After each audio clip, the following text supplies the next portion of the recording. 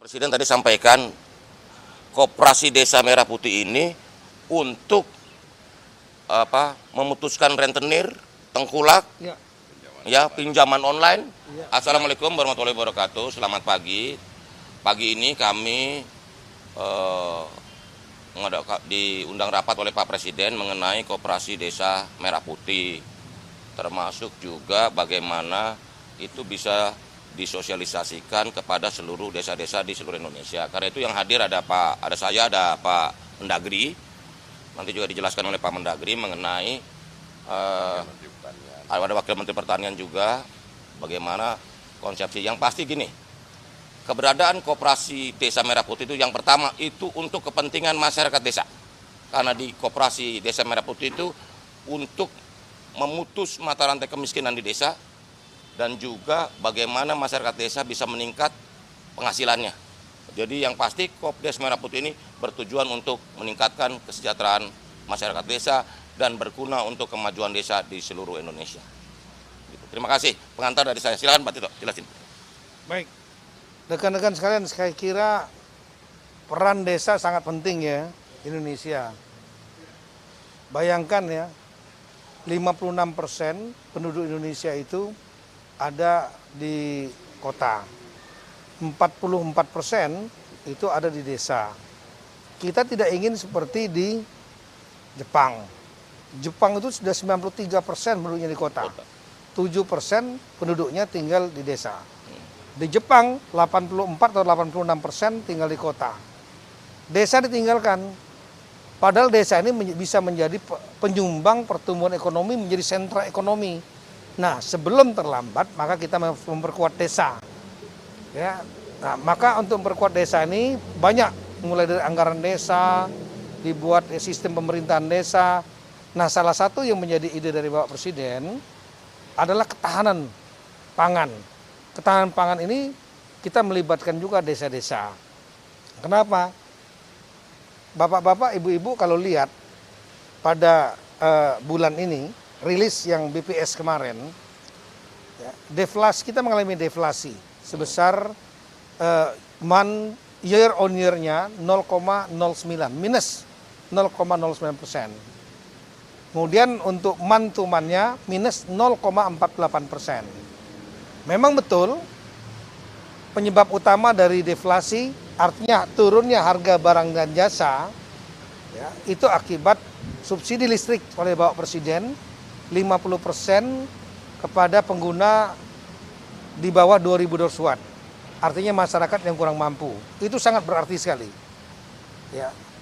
Januari, Februari. Makanya lihat angkanya, kita belum pernah 25 tahun ini kita mengalami angka sampai ke titik minus 0,09, belum pernah. Di sisi lain, kita menghadapi sekarang supply produksi yang luar biasa. Bahkan sampai Maret April diperkirakan produksi beras kita itu mencapai puncaknya. Nah, kalau angka 0,09 minus ya, itu menyenangkan konsumen. Konsumen senang, harganya murah. Coba lihat, cek, beras harganya rata-rata turun. Telur, ayam, daging karena jagung, pakannya itu diproduksi banyak juga, turun semua. Nah, tapi yang tidak boleh turun terlalu dalam. Kalau terlalu dalam turunnya inflasi, yang akan kesulitan adalah para produsen. Produsen, para petani, nelayan, pabrik, ya, itu akan kesulitan untuk nutup biaya produksi, mendapat keuntungan. Oleh karena itulah, kita harus mampu untuk menyimpan stok. Kita menjadi off-taker. Nah, di antaranya off-taker itu pembelinya dari produksi yang diproduksi oleh masyarakat kita. Indonesia sekarang ini hebat kalau untuk masalah pangan. Negara-negara lain lagi kesulitan beras segala macam, kita cukup.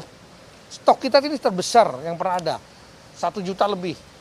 Nah, biasanya cuma 300.000, 400.000. Nah, sekarang bagaimana untuk menjaga agar stok ini bisa terserap dengan harga yang wajar. Jangan harganya jatuh. Nah, di antaranya adalah dengan membentuk koperasi di setiap desa. Koperasi Merah Putih. Apa tugasnya koperasi ini? Salah satunya di antaranya adalah mereka membeli. membeli, ada cold storage-nya untuk menyimpan, ada gudang grey segala macam, ya, apotek. Jadi one stop system ini, ya, one roof system. One stop. Ya, ada kliniknya dan lain-lain, sehingga diharapkan, ya, diantaranya untuk masalah ketahanan pangan dapat diserap oleh koperasi-koperasi desa ini, ya, sehingga tidak diambil terjual murah karena harga turun dengan harga yang sudah dipatok oleh pemerintah. Nah, koperasi ini perlu dibentuk di semua desa dan nanti kita akan sampaikan kepada desa dan juga akan kita sampaikan ada dukungan dari pemerintah nantinya, diantaranya dari Bank Himbara, ya, kalau saya nggak salah sekitar 5 miliaran dibutuhkan untuk kepentingan itu, cold storage, gudang dan lain-lain, manajemen dan lain-lain 5 miliaran. Nah, ini menguntungkan desa. Desa ada yang punya anggaran cuma 1 miliar setahun, ada yang 3 miliar, saya tahu ada yang lebih dari itu juga ada. Seperti di Bali ada yang 50 miliar dari pariwisata dan lain. Tapi ini secara umum nanti akan ada anggaran dari berupa pinjaman dari bank. Ya, nanti kan dengan koperasi itu bisa membayar nantinya, mencicil, akan menguntungkan. Nah, kira-kira seperti itu, sehingga kita perlu melakukan kami akan Bapak Menteri Koperasi, kami Mendagri, ya, kami Menteri Desa, kita akan dialog dengan teman-teman kepala desa, asosiasi kepala desa, asosiasi perangkat desa, asosiasi badan musyawarah desa, supaya mereka betul-betul memahami pemikiran dari Bapak Presiden. Dan ini untuk kepentingan semua bersama. Pasti menguntungkan desa. Iya. Masih. Jadi intinya gini, Pak Presiden tadi sampaikan Koperasi Desa Merah Putih ini untuk memutuskan rentenir, tengkulak, ya, pinjaman online yang menjerat dan menjadi sumber kemiskinan di desa-desa. Ya. Dengan adanya Koperasi Desa Merah Putih yang salah satu unitnya ada unit simpan pinjam, masyarakat desa jauh lebih terbantu dari sisi pendanaan dan juga tidak terjerat lingkaran setan kemiskinan. Gitu. Karena utang berutang, tumpuk, gali lubang, tutup lubang, itu kan tradisi yang juga mau dipangkas. Karena itu kami sampaikan bahwa Koperasi Desa Merah Putih ini memang bertujuan untuk membawa kemajuan bagi desa dan meningkatkan kesejahteraan masyarakat desa. Gitu ya? Saya mau nambah satu, jadi bayangan ya, seperti yang disampaikan beliau tadi. Di tengah. Yang disampaikan beliau tadi masalah pinjol, tengkulak, segala macam. Rentenir itu kan perorangan. Yang secara hukum akan sulit diminta pertanggungjawaban. Dan mereka terjebak di situ. Dan gak ada bargaining. Gak ada kekuatan bargaining, posisi tawar para petani. Nah, koperasi ini hadir sebagai mewakili negara. Negara hadir untuk menyelamatkan mereka, memutus jangan sampai mereka tergantung kepada tadi pinjol, tengkulak, rentenir yang nggak bisa dipertanggungjawabkan secara hukum. Kalau dengan koperasi kan jelas transaksinya. Itulah kehadiran negara ini akan menyelamatkan mereka.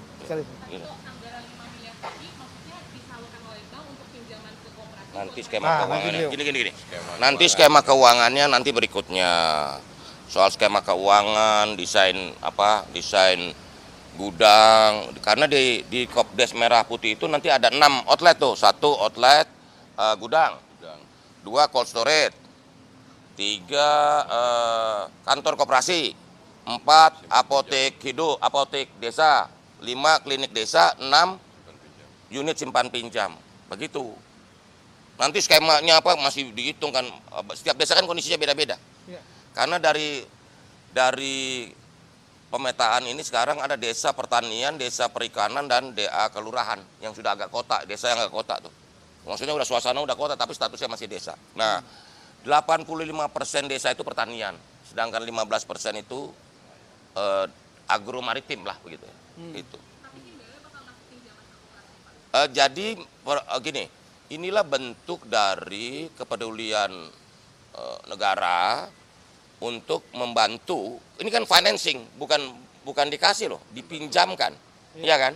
dengan skema-skema yang nanti kita diskusikan lebih lanjut dengan pihak-pihak perbankan. Anggarannya 5 miliar, Pak. Sampai saat ini dihitung dan mungkin sekitar segitu. Sekitar segitu. 5 miliar untuk semua koperasi. Satu koperasi. Satu koperasi. Jadi kamu dari mana sih? Belum pakai Mas. Oke, pertanyaannya boleh juga. Nah, jadi begini, 5 miliar itu ada komponennya, ada bangun gudangnya, ada bangun cold storage-nya, ada bangun gerainya, terus ada truk. Paling nggak ada 2 truk. Bengkel. Truk dan bengkel. Jadi truk itu setiap desa punya 2 truk. Namanya truk desa itu buat ngangkut barang hasil desa, termasuk juga membawa barang-barang ke desa. Gitu. Ya, Berarti satu koperasi ya, Pak. satu koperasi 5 miliar. Ya. Himbarannya siapa aja, Pak? Ya namanya Himbara ya sebut aja. Kamu kan lebih tahu dari saya Himbara itu siapa aja, ya? Oke, makasih ya udah ya.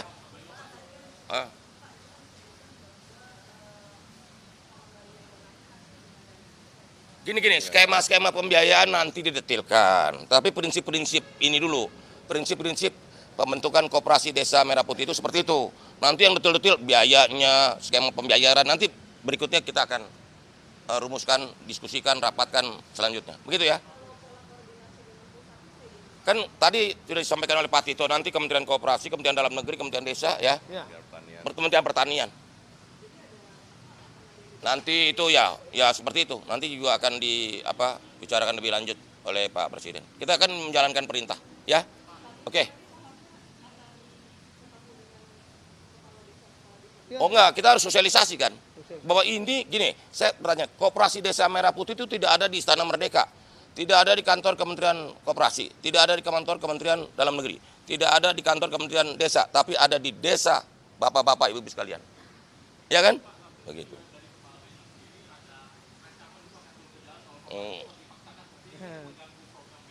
Gini, Pak Mendagri yang jawab nih.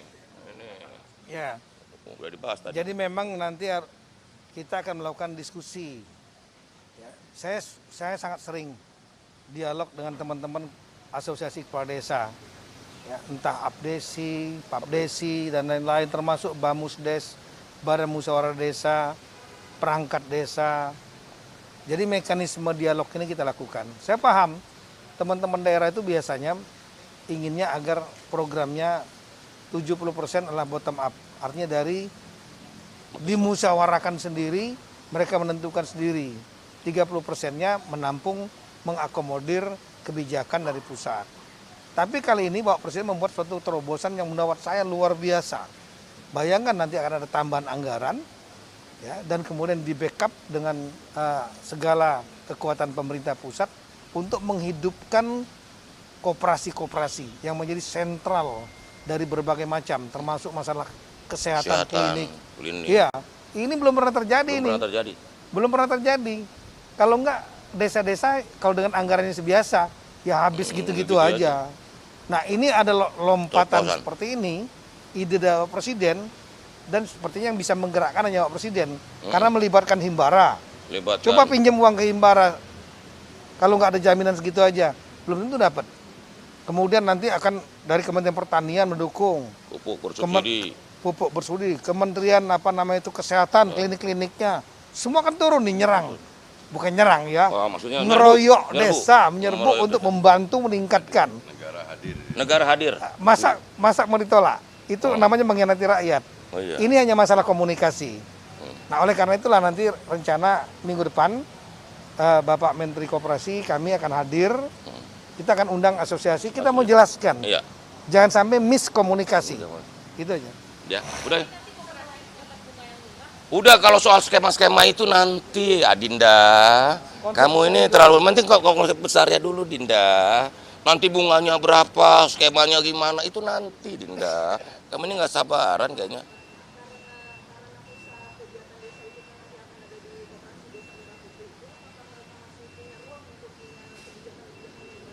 Gini loh, di desa itu punya 2 asas. 1 asas rekognisi, 2 subsidiaritas. Itu tetap bahwa pengakuan atas desa dan bahwa desa punya kearifan lokal masing-masing desa pasti dong. Cuman ini kan Kopdas ini benar-benar basic need ya. Kebutuhan dasar warga negara. Kesehatan, makanan, sembako gitu loh. Permodalan dan sebagainya gitu loh. Jadi nanti jangan jangan dikompetisikan. Ini justru melengkapi dan sangat berguna buat masyarakat desa. Ya itu aja ya. Udah. Termasuk nelayan semuanya. Ya. Nelayan, iya. Sip, udah ya. Nanti kamu nanya bunga, nanya ini. Nanti detailnya Nanti belum selesai dirapatkan. Ya.